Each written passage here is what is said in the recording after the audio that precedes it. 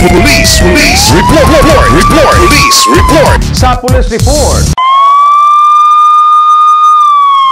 Ang Police Report hatod kaninyo ni Board Member Nemesio Imi Lahi-Lahi, Board Member, 2nd District, Misamis Occidental, Chairman sa Committee on Peace and Order sa Sangguniang Panlalawigan.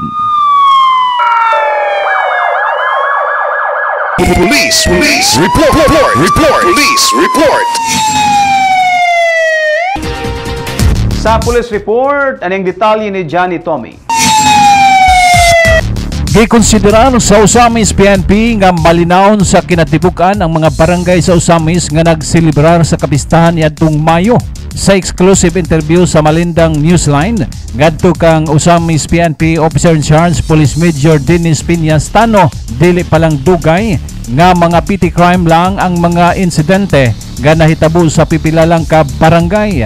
Niadtong bulana, nakatala lang ang police station og physical injury o pagsinumbagay sa mga individual gumikan sa inom. Nagtuo ang kapulisan sa syudad nga ang police visibility labi na ngadto sa mga barangay nga nagpiesta, mao'y dakong hinungdan nga disiplinado kayo ang katawhan nga nagpiesta og namista.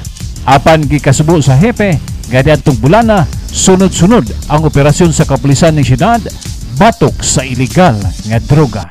So the month of May, ato man yun nakita no nga ubay-ubay yun ang fiesta. Na kita nag-anticipate nga murag na ay mga occurrence sa mga physical injuries or worst na ay mga murder or homicide.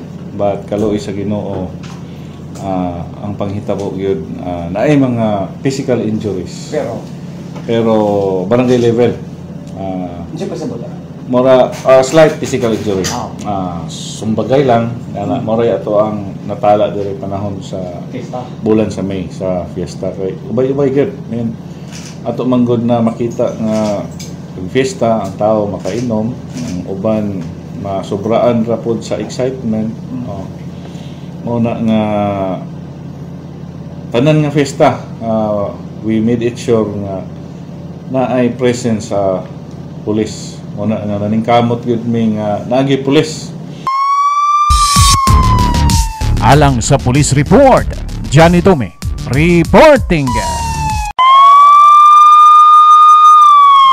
Ang Police Report hatod kaninyo ni Board Member Nemesio Imi Lahi-Lahi, Board Member, 2nd District, Misamis Occidental, Chairman sa Committee on Peace and Order sa Sangguniang Panlalawigan.